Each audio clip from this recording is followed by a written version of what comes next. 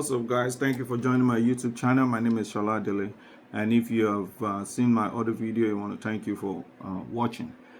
I've been dealing with a topic called compartmentalization, how you compartmentalize traumatic events in your mind. If you have not seen my videos before this one, go and check it out so you'll be able to follow with this teaching and these nuggets I'm sharing. So today I'm following up with the last video which I shared about compartmentalization. Is the ability of the human mind to box a traumatic event in the mind or the subconscious to be able to survive and live. Is something that human beings have been doing from the hunter-gatherer times, and we still do it now. So a lot of people deal with stress, and stress can come from traumatic events that have happened to you in the past. So that's why I'm following up. I think this will be the last segment of this compartmentalization series. So I've been teaching about, in the last video I talked about that compartmentalization. That is when we compartmentalize, we put things that we suffered in the past, we box it up in our subconscious. What I said in that video is that though we created that closet, like I said in the last video, we created that closet, it is not arranged, it's disorganized. That we were supposed to, the mind is supposed to go back and reorganize that closet. And that's why, like I said in the last video, we have therapists that help us to sit in a place and take your mind back to those events which triggers, sometimes it triggers a very negative response. So check out my last video as I continue. So today I'm talking about the practice. The title of this video is the practice. How to practice going back to deal with those traumatic events that you have blocked, that you are boxed up in your subconscious, in your mind. So you deal with it, you go back to deal with it so that the triggers don't affect you any longer in this present time. A lot of people have childhood trauma that affects them in the present time, and they can't function to their capacity, the capacity they are created for, emotionally, psychologically, mentally, even physically. They are not able to function at that optimum level because of childhood trauma, and it manifests in different ways. So today, I've talked about compartmentalization. Today, it is the practice, what you need to do. So I'll say this quickly. We human beings, we are creatures of habit. Habit. That is, apart from, people that take, apart from vices, let's talk about drugs, alcohol, sex, all kind of vices that people have. Those are negative vices, but there are other vices that you can call positive and in the middle, some like the neutral vices. For example, let me share this. There was an interview I watched about one of the founding executives of Twitter. We have Twitter owned by this other guy. I don't want to mention his name. Twitter is owned by this guy. Now you all know who I'm talking about. So, but he bought Twitter. When Twitter was founded, one of the founding members, they asked him, they were in a conversation, and he was sharing. He said, Twitter and most of these social media platforms, they have what is called social engineering, whereby they study human behavior and they look for ways to make these apps, these social media platforms, so they become habit forming, that you get hooked on them. So Twitter has its own social engineering departments or psychologists that work with the company, whereby they put things in these apps whereby you will be stuck with it. Some people spend 3 hours on social media, 4 hours, they become addicted to it. But guess what? This man is an executive of Twitter, and this is what they do in the company. But guess what? He himself now found himself getting addicted to the same app he's using to get others addicted. He said he found himself getting home from work and he'll be on his social media on his phone, just checking stuff. And even his child was doing the same thing. But so he had to catch himself And then you realize that, oh, this thing I created is getting me addicted. So you have to find a way to stop it. In my own case, what I do, I don't know if you do that. There are ways in your phone where you can limit the amount of time you spend every day on social media. I kind of like limit it to like 30 minutes a day, something like that. But what am I trying to say? We are creatures of habit, either you like it or not. You know how everybody, you go out, you see people on their phones and all that. So what I'm sharing today is practice. You're going to do something. It's like reversing your habits. And it's going to help you when you do this practice to deal with childhood trauma and stress. Stress from childhood trauma or traumas from the past. It might be traumas from 6 months, 1 year, 2 years ago. So you'll be able to deal with these traumas so that you don't become stressed in your life and affect the quality of your life. So good habits, for example, going to work, taking care of your family, these are good things that people do. So this is a practice, something you have to do to be able to go back and deal with the effects of those traumas from your past. There are 4 requirements. There are 4 things you have to do to get ready for this practice. Number 1, you can write it down, or you can get a copy of my book. It's on my channel. You can get a copy of my book, and you will see what I wrote about these steps. So step 1 is a quiet place. These are requirements. It's like tools you need to do this practice. Tools you need to do this practice. If you want to work on your car or you want to do something, you need tools to be able to fix your car, right? So to do this practice of how to handle stress, trauma from the past, these are the tools you need. Number 1, a quiet place. You need a quiet place. It might be in your house when everybody is out. It might be somewhere quiet. It might be even in a park. I saw somebody, doing some kind of like meditation in the park the other day. You need a quiet place, number 1. Number 2, you need a specific time. You have to have a specific time you want to do it so that your mind is prepared. If you say like tomorrow 10 a.m., your mind start to prepare before that time. Then number 3, what you need is silence. It has to be a quiet place. It has to be a quiet environment. Silence. That means you have to be silent. The first one is a quiet place, specific time, then you have to be silent. No phones, nothing making noise anywhere you are. You have to be silent. Then number 4 is patience. You have to be patient. It's not something you rush. You don't rush it. Like I said, you specific time, maybe 10 a.m. tomorrow.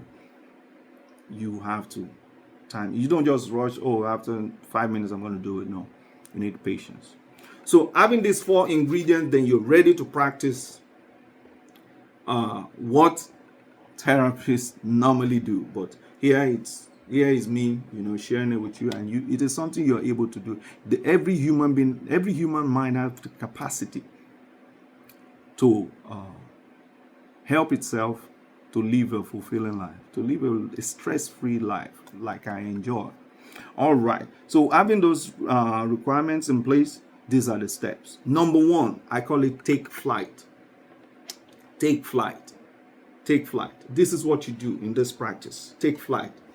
After making sure the 4 requirements are met, I'm reading from my book now. Take 3 deep breaths. 3 deep breaths. Take 3 deep breaths with your eyes closed. With your eyes closed. Consciously let your mind take flight. Let your mind take flight. And let your mind take flight. After taking, in a quiet place, after taking 3 breaths, deep breaths, concentrate and let your mind take flight. The mind is such an amazing gift, an amazing part of the human system, or the human psyche, that it's able to visit different places. Your mind is able to fly. Your mind is able to go anywhere. So take flight. 3 deep breaths, then take your mind back to a year ago, 2 years ago, 3 years ago, your childhood. Go back. When you take your mind back to that event, you will arrive at that event, whatever happened to you. It might be one event, it might be molestation, it might be even robbery, armed robbers come to people's house, they have traumatic event. It might be a traumatic event to them. Go back to that event with your mind and start to see that event like you're watching a movie, you know, like that event happened in your past, but now you are seeing it like you're watching a movie. You are a spectator, not a victim now, not somebody it happened to, but you are seeing that event. It's like you're seeing it like it's being played out to you. That is what you see. Then number 2 is what I call the reach. The reach is just the same thing. Okay, maybe I'm jumping ahead of myself, but the reach says now is the time to view the event up close from an independent perspective. For example, somebody was raped. When you're going back to deal with that trauma, you're not looking at that event like you are the one that is raped or you are the victim. No, you are looking at that event like a spectator. And you have to be careful at this point, because this is the point where you focus on seeing that event as a spectator, not as a victim. When you start seeing that event like as a victim, you become powerless. So make sure you're seeing that event from a perspective of somebody that is watching, like watching a movie. It's not you. So you are seeing that event. Then now you are ready to do something about it, not as a victim, but as a spectator. All right. So now you use the power of your mind. You view every aspect of that event, just like you're watching a movie. You view everything that happened. Your mind is able to do that. This is a very intense part of this process. That is the reach. It's a very intense part of the process, but you have to maintain focus. You will notice sometimes therapists are taking people through this process of dealing with traumas in their past. They start breathing heavy, and before you know it, they come out of that process. They break away from what their mind is doing. You know, they just kind of like wake up. It's like they were sleeping, but they wake up. They couldn't handle it. So you have to, that's why you breathe 3 times, so that your breathing is normalized and you'll be able to handle the shock of whatever comes when you're viewing that traumatic experience. And like I said, never view it as a victim, view it as a spectator. So the next thing after that is the ability to speak. Speaking to that traumatic event, speaking to that event is about rearranging your closet. If you remember in my last video, I said when we compartmentalize, we put things in our subconscious, in our mind, like a closet that is, you know, that is in disarray, that is not organized. So now you're going back to reorganize that closet so that the effect no longer come at you in the present day. So the third part, like I said, is to speak. Now it is time for you to speak to the event. You're not speaking to it as the person who caused it to happen. You didn't cause this event to happen, especially when it happened to you when you were young. Nobody causes trauma on themselves. Trauma is always external. It's always caused from somebody else or some other event. You will not on your own. Maybe some people, you know, you accidentally you can cause trauma to yourself, but nobody in their right mind will go and cause something on themselves. And even if you do, it is still called trauma. So this is the process of dealing with it. So you have to speak to that event. You know, you didn't cause it, and now you're speaking as a spectator, and this event, you now have to call it by the name it is. By the name it is, whatever it is. You call it in this manner. I put it in the book like this. In this manner, you speak to that event and say, you rape, or you molestation, you physical abuse. Physical abuse I suffered when I was young. You speak to it. From this moment on, you are just an event, and you will no longer have effects over me. From this moment on, I have power over you, and I speak to you. You are no longer trauma to me, but an event. You remain a thought, and you have no more power over me. I wrote it in the book, and let me read the way I put it. This event happened many years ago. That is you. This event, you happened many years ago. My mind has placed you here, and I have come back now to lay you to rest. Because if this traumatic event has been having power over you, it's triggers. The triggers from that event have been affecting your life. So you are going back and you're speaking to it. So, I've come back now to lay you to rest.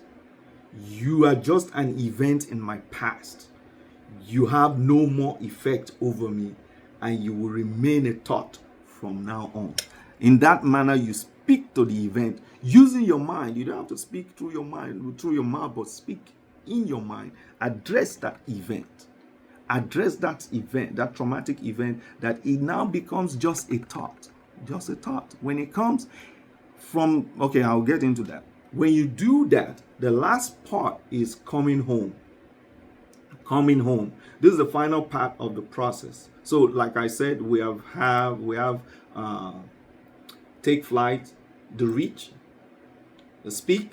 Now the last part is coming home. This is the final part of the process. Do not rush this. After speaking to the event and putting it where it belongs in your past, see yourself traveling back in time.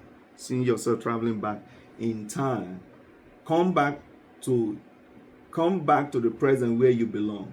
Use your mind and see yourself getting back to the room where you started the process. That is, even if it's a park, any quiet place you did this practice, see your mind traveling back to that room.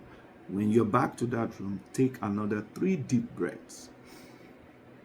3 deep breaths, and that's the end of the process. So according to my book, you will feel relief when you do this, when you're able to go through it. Then another thing I said in the book, this process can be engaged as often as possible. For example, when you are trying to arrange your closet, you might get distracted. Where you leave what you're doing, you can always come back to it. So for some people, it will happen just once and they deal with it. But for some people, it might get you. That's why you have therapists. You have to go to therapists several times to be able to get better. But with these techniques, with these nuggets that I've shared with you, you're able to do it. Some people will be able, you can be able to do it once and deal with that traumatic experience in the past. So it don't trigger you anymore. The triggers don't come to your present time anymore. Trauma from job, trauma from relationship, trauma from life experiences, loss of loved one, different kind of things. All these things cause trauma to people, cause trauma that now affect them, and it results in stress. You have stress, different kind of things. Stress now causes different, like I said, 85% of the chronic illnesses human beings suffer comes from stress. The root cause is stress. So, like I said, you can engage in this process and you can always come back to it. So everything in life is a process. It's just that we live in a day and age that everybody want to get something immediately. You want to get something immediately. But look at the weather itself. Winter will never come in the place of summer. Winter will now say, oh, summer is taking time. I'm going to come in June or July. No. Winter will come at its time. Summer will come at its time. The world itself, the process of eating, the process of sleeping, the process of giving birth, the process of growing up, everything takes its own time. Even though we live in day and age that everybody want to do things, want everything instant gratification, that never stops the process. The only thing you're going to do to yourself is to harm yourself if you don't want to go through the process. So we are used to processes and we're creatures of habits.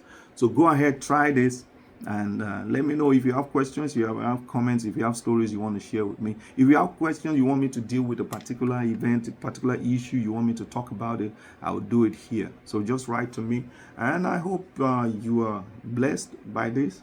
I see you on the next video, which is going to be another topic. Like I said, check out for my book on Amazon. It's on this page. It's also on my YouTube page. Those of you watching on TikTok, check my YouTube page to see my book, and you can get a copy and go through the practice. Everything I teach there is kind of like DIY, do it yourself. I teach you how to set yourself free from stress. See you later.